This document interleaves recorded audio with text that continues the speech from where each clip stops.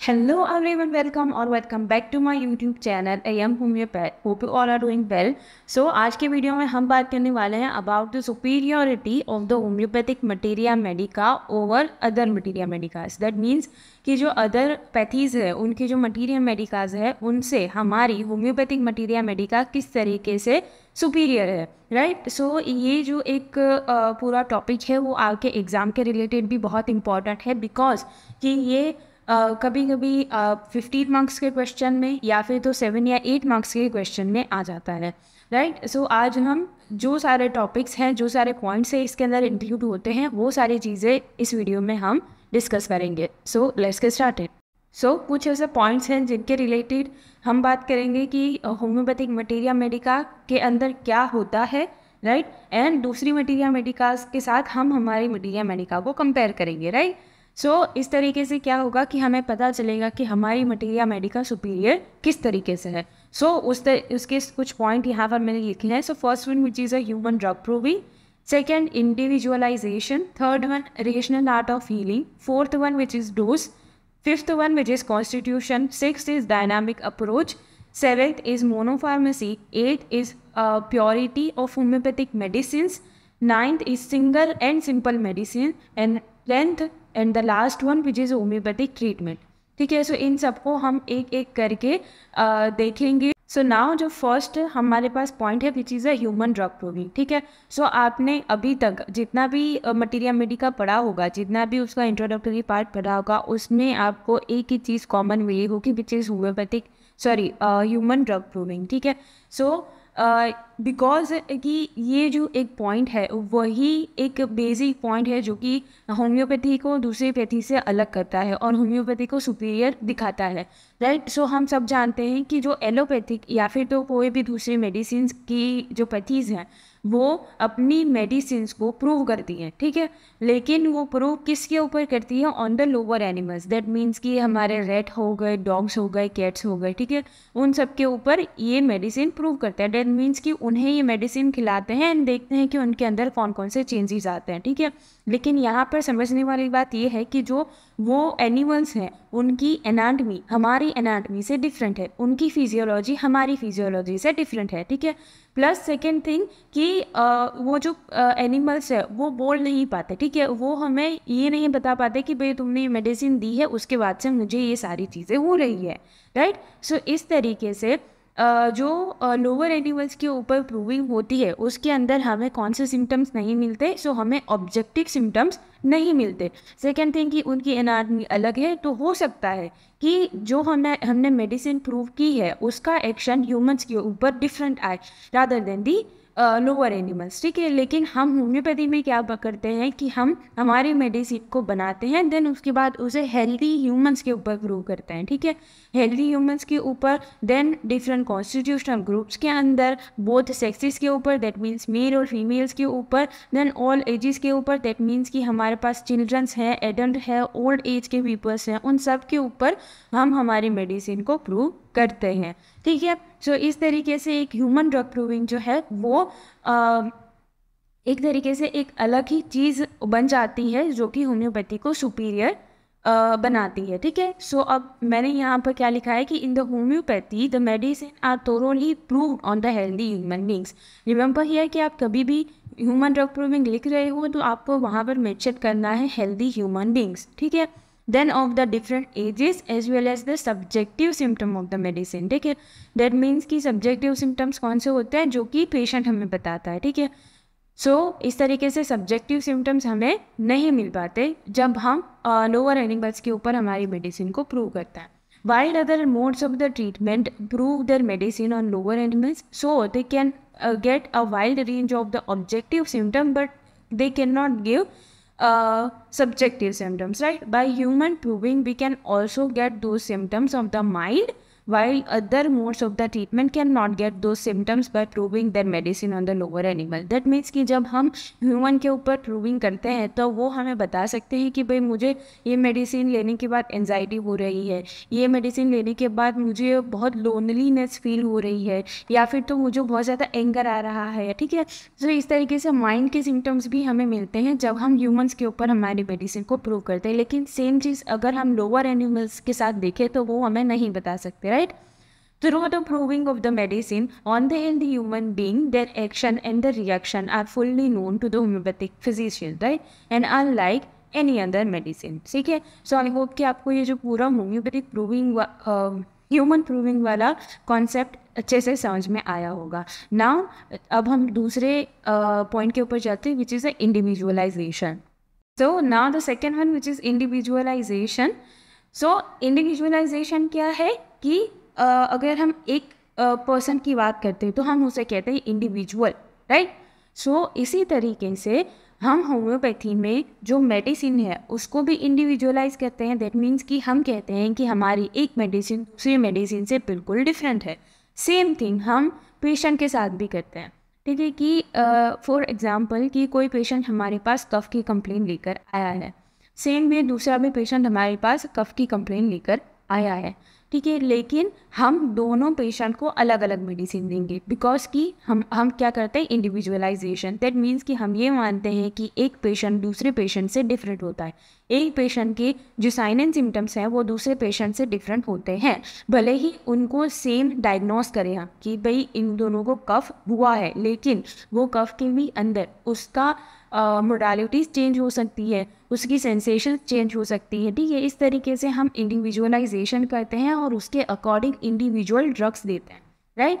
So homeopathy believes in the individualization means we treat patient as a whole, right. कि हम patient को as a whole देखते हैं, ना कि हम उसे सिर्फ ये देखते हैं कि भाई उसको कफ हुआ है।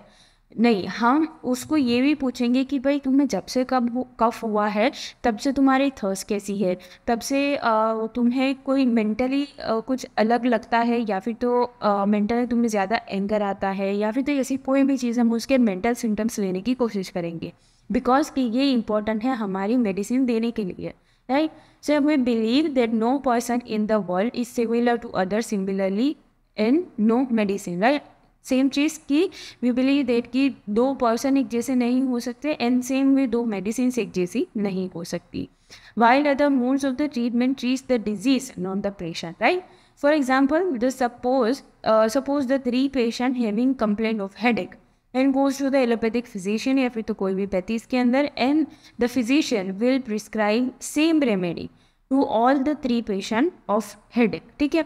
सो वो हर एक पेशेंट को हेडेक की जो उनके पास सेम मेडिसिन एक पड़ी है वही देंगे, right, without knowing the causation. Means कि उसका कॉज क्या है, उसका सेंसेशन क्या है पेन का, किस तरीके का पेन हो रहा है, कहाँ पर पेन हो रहा है, उसकी मोडालिटी क्या है, कौन से ऐसी थिंग्स है जिससे कि एग्रावेशन हो रहा है, जिससे एमिलियोरेशन हो रहा है, ये कुछ वो नहीं पूछते, सिर्फ वो हेडेक की मेडिसिन देते हैं। लेकिन अगर वही 3 पेशेंट्स होम्योपैथ के पास जाएंगे तो होम्योपैथ फिजिशियन क्या करेगा, individualise all 3 patient according to their causation, sensation, modality and will prescribe the different remedy to each patient, ठीक है। सो यहाँ पर यही चीज़ आती है कि कॉजेशन, सेंसेशन, मोडालिटी, लोकेशन, इन सारी चीज़ें जो LSMC हम कहते हैं उसके अकॉर्डिंग हम पेशेंट को इंडिविजुअलाइज करेंगे और मेडिसिन को इंडिविजुअलाइज करेंगे। देन जिस पेशेंट को जो मेडिसिन सूट करती है वही हम देंगे, right. Now let's go with the third one which is a rational art of healing. So rational art of healing का मतलब क्या है कि जो हीलिंग हम करते हैं, ठीक है, जो क्योर हम करते हैं वो एक आर्ट है, राइट। बिकॉज कि आपने सुना होगा कि केस टेकिंग एक आर्ट है, बिकॉज कि हमें जब हम केस टेकिंग करते हैं तब हम पेशेंट को इन शॉर्ट हम सब कुछ पूछ लेते हैं। सो उसके अकॉर्डिंग हमें पता चलता है कि ये पेशेंट कैसा है, ना कि हम ये देखते हैं कि उसकी डिज़ीज़ कैसी है, या फिर तो उसकी डिज़ीज़ कोई भी डिज़ीज़ किस तरीके से रिएक्ट करती है ये हम नहीं देखते, लेकिन उस पेशेंट को इस डिज़ीज़ की वजह से क्या इफेक्शंस हुआ है वो हम देखते हैं, ठीक है। Homeopathy believes in removing the disease from its root and not suppressing or palliating it by the local application. ठीक है, सो यहाँ पर एक दूसरा कॉन्सेप्ट आता है लोकल एप्लीकेशन का, कि होम्योपैथी में हम कभी भी लोकल एप्लीकेशन नहीं दे सकते। डॉक्टर हैनीमन ने स्ट्रिक्टली कहा है कि हम लोकल एप्लीकेशन ना दें, लोकल मेलेडीज हम बिल्कुल भी ना दें, बिकॉज कि वो क्या करती है कि वो अंदर जाकर वाइटल फोर्स के ऊपर रिएक्ट नहीं दिखाती, लेकिन वो सुपरफिशियली स्किन के ऊपर या फिर तो किसी भी चीज़ के ऊपर अपना एक्शन दिखा देती है वो मेडिसिन, एंड देन उस जो कंडीशन है उसे सप्रेस कर देती है, उसे पेलिएट कर देती है। ठीक है, सो इस तरीके से हम जो पेशेंट है उसे ठीक करते हैं, या फिर उसकी जो डिजीज़ है उसे रूट से ठीक करते हैं। ठीक है, उसका जो कॉज है उसे हम ठीक करते हैं, या फिर तो उसको बिल्कुल रूट से ठीक करते हैं जिससे कि वो डिजीज़ वापस से ना हो। और and other medicine give in the physiological doses, right. So जो हमने पहले बात करी थी कि हेडेक के लिए अगर कोई पेशेंट आता है तो तीनों पेशेंट को वो एक ही मेडिसिन देंगे। ठीक है, जो कि होगा फिजियोलॉजिकल डोज, लेकिन हम डिफरेंट मेडिसिन देंगे। This makes homeopathy the best and the true art of the healing. We treat the patient as a whole and not the disease. ठीक है, सो इस तरीके से ये हो गया rational art of healing. Now the fourth one which is dose. ठीक है, अब डोज एक ऐसी चीज़ होती है कि हमने मेडिसिन तो सिलेक्ट कर ली कि भाई मैं ये स्पेसिफिक पर्सन को ये मेडिसिन दूंगा या फिर तो दूंगी, लेकिन अब हमारी होम्योपैथी में ये एक सेकंड बहुत इंपॉर्टेंट चीज़ आती है कि डोज, हम कितने डोज में वो मेडिसिन वो पेशेंट को देंगे। ठीक है, सो इसको सिलेक्ट करने का एक अलग ही क्राइटेरिया है, एक अलग ही पूरी चीज़ है ये। लेकिन इन शॉर्ट जब आपने कार्डिनल प्रिंसिपल्स पढ़े होंगे then you can study about minimum dose. ठीक है, दैट मीन्स कि जो हम होम्योपैथी में एक सिलेक्ट करते हैं मेडिसिन, उसे हम मिनिमम से मिनिमम डोज माइन्यूस्ट डोज के अंदर देते हैं। ठीक है, वो भी ये देखकर कि पेशेंट की ससेप्टेबिलिटी कितनी है और कैसी है, उसके अकॉर्डिंग हम डोज को सिलेक्ट करते हैं। लेकिन यहाँ पर मेन चीज़ आती है minimum dose. So minimum dose देने का एक बेनिफिट या फिर तो उसका क्यों देते हैं, राइट, कि जब मेडिसिन वाइटल फोर्स के ऊपर अपना एक्ट दिखाती है, तब मेडिसिन जो है, जब हमने मेडिसिन दी है तब वो वाइटल फोर्स से ज़्यादा पावर रखती है। ठीक है, लेकिन जब वो डिजीज़ को बाहर निकाल लेती है हमारी बॉडी से, उसके बाद हमने मिनिमम डोज दिया है, दैट मीन्स कि धीरे धीरे हमारी मेडिसिन की जो पावर है वो स्लो होती जाएगी। ठीक है, सो जब वाइटल फोर्स की पावर हमारी मेडिसिन की पावर से ज़्यादा हो जाएगी, या फिर तो मेडिसिन की पावर कम हो जाएगी, वाइटल फोर्स की पावर ज़्यादा हो जाएगी, तब वाइटल फोर्स उस मेडिसिन को भी अपनी बॉडी में से निकाल देगा। ठीक है, सो इस तरीके से ये जो मैं आपको समझाया वो एक पूरा कॉन्सेप्ट है कि होम्योपैथिक मेडिसिन किस तरीके से अपना एक्शन दिखाती है। ठीक है, सो इसी लिए हमें ये समझना जरूरी है कि हमें मिनिमम डोज क्यों देना है, right. So in homeopathy the dose used is a minimum, so there is no chance of producing side effect unlike any other system of medicine, right. अब यहाँ पर ये चीज़ आती है कि होम्योपैथी का कोई साइड इफेक्ट नहीं होता, लेकिन होम्योपैथी का साइड इफेक्ट होता है अगर आपने डोज जो है वो मैक्सिमम डोज या फिर तो मिनिमम से ज़्यादा डोज या फिर तो ऐसा डोज जो कि पेशेंट सह नहीं सकता। ठीक है, उस तरीके का अगर आपने डोज दे दिया है तो होम्योपैथी से भी लोग मरते हैं। ठीक है, लेकिन यहाँ पर मेन चीज़ अगेन यही आती है कि मिनिमम डोज। ठीक है, that's why homeopathy is known as a safest pathy. We also give only similar medicine for in one time. ठीक है, सो हम सिमिलर मेडिसिन भी देते हैं, मिनिमम डोज भी देते हैं, एक ही टाइम पर देते हैं। सो इसीलिए हम लाइक कि सेफ खेलते हैं। ठीक है, हम ज़्यादा रिस्क नहीं लेते और उतना ही मेडिसिन का डोज देते हैं जितना कि एक डिजीज़ को क्योर करने के लिए चाहिए, right. Now the fifth one which is a constitution. तो यहाँ पर एक बात आती है कि कॉन्स्टिट्यूशन क्या है, जो कि हमने आगे ह्यूमन प्रूविंग के अंदर देखा था कि हम ऑल कॉन्स्टिट्यूशनल ग्रुप्स के ऊपर हमारी मेडिसिन को प्रूव करते हैं। अब यहाँ पर ये बात आती है कि कॉन्स्टिट्यूशन क्या होता है। ठीक है, सो कॉन्स्टिट्यूशन एक तरीके से एक पूरे पेशेंट को देखने का जरिया होता है। दैट मीन्स कि हम अगर हमारे सामने कोई पेशेंट है या फिर तो कोई भी इंसान है, लेडी है, मैन है, कोई भी है, तो उसे हम किस तरीके से देखते हैं, राइट, कि उसका फिजिकल मेकअप क्या है, वो मेंटली किस तरीके से सोचता है, उसका टेम्परामेंट क्या है, उसका माइजन क्या हो सकता है, उसका डायथिसिस क्या हो सकता है, ठीक है। इसे कहते हैं हम कॉन्स्टिट्यूशन। और जब भी आप मेडिसिन पढ़ोगे तो आप उसके अंदर कॉन्स्टिट्यूशन के नीचे ये सारे हेडिंग देखोगे, राइट। और जब हम इन सारी चीज़ों को ध्यान में रखते हुए किसी पेशेंट को मेडिसिन देते हैं तो उसे हम कहते हैं कि ये भाई इस पेशेंट की कॉन्स्टिट्यूशनल मेडिसिन है। दैट मीन्स कि ये पेशेंट सेम टू सेम इसी मेडिसिन के साथ सिमिलरिटीज़ है इन दोनों के अंदर, ठीक है। So homeopathic medicine selected on the basis of constitution of the patient which contains physical makeup, mental makeup, temperament, thermal activity, miasm and diathesis. Cures not only the told complaint, ठीक है। अब यहाँ पर ये बात आती है कि कॉन्स्टिट्यूशनल रेमेडीज़ देने का क्या फ़ायदा होता है, ठीक है। सो कॉन्स्टिट्यूशनल मेडिसिन हम तभी देते हैं जबकि कोई पेशेंट के अंदर बहुत सारे सिम्टम्स हैं, ठीक है, बहुत सारी डिजीज़ हैं उसके अंदर। सो इन शॉर्ट कि अगर पेशेंट ने हम एक ही सिम्टम दिया है, एक ही डिजीज़ के उसने सिम्टम्स हमें बताए हैं, लेकिन हमने जब उसका मेंटल मेकअप देखा, मेंटली उसे समझने की कोशिश करी, देन कैन थिंक अबाउट कि इसको इससे ज़्यादा भी कुछ डिजीज़ है, इसको इससे ज़्यादा भी कुछ कंप्लेंट्स हैं, लेकिन वो हो सकता है कि वो पेशेंट को भी नहीं पता और वो पेशेंट ऐसा सोच रहा होगा कि भाई ये तो मेरा लाइफ स्टाइल है, ठीक है।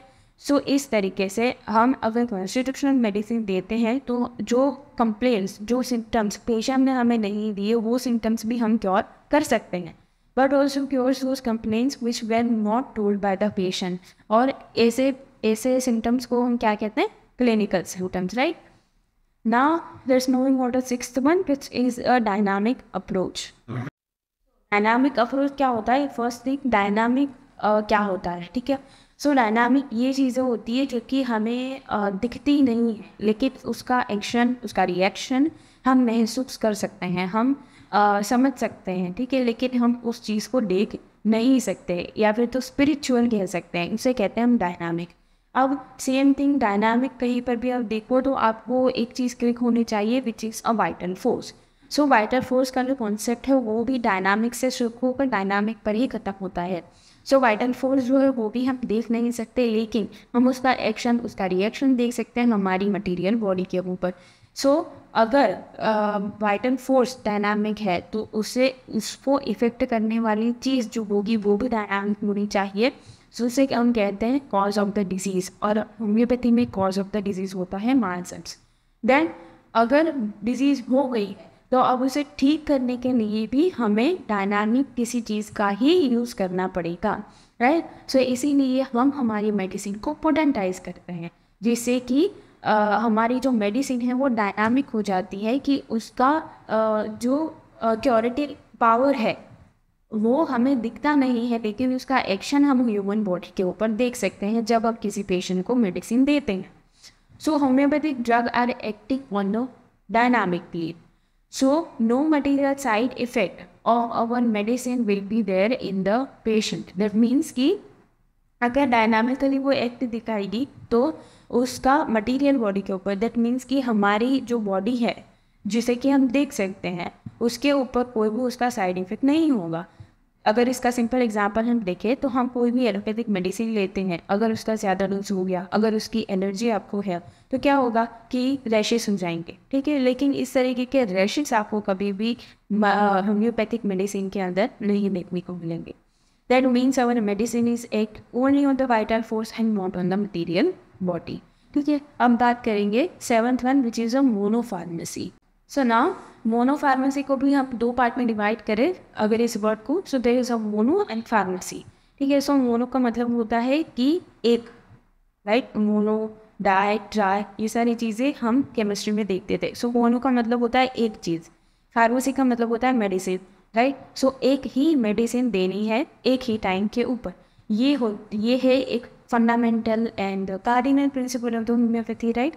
So we believe in the monopharmacy means homeopathy only single and simple medicine is prescribed at a given time while other modes of treatment use polypharmacy. Poly that means कि बहुत सारी, and pharmacy that means medicine. So एक time पर अगर आप कोई allopath के पास जाते हो, आपको फीवर है या फिर तो आपको ऐसे सपोज कि किसी भी चीज़ का आपको इन्फेक्शन है, ठीक है, तो वो आपको बहुत सारी मेडिसिन देंगे, वो आपको पेन किलर देंगे, वो आपको एंटीबायोटिक देंगे, वो उसके साथ आपको एनाल्जेसिक देंगे, ठीक है, और भी बहुत सारी चीज़ें देंगे। इवन तो वो साथ ही साथ में आपको विटामिन की मेडिसिन देंगे, ठीक है।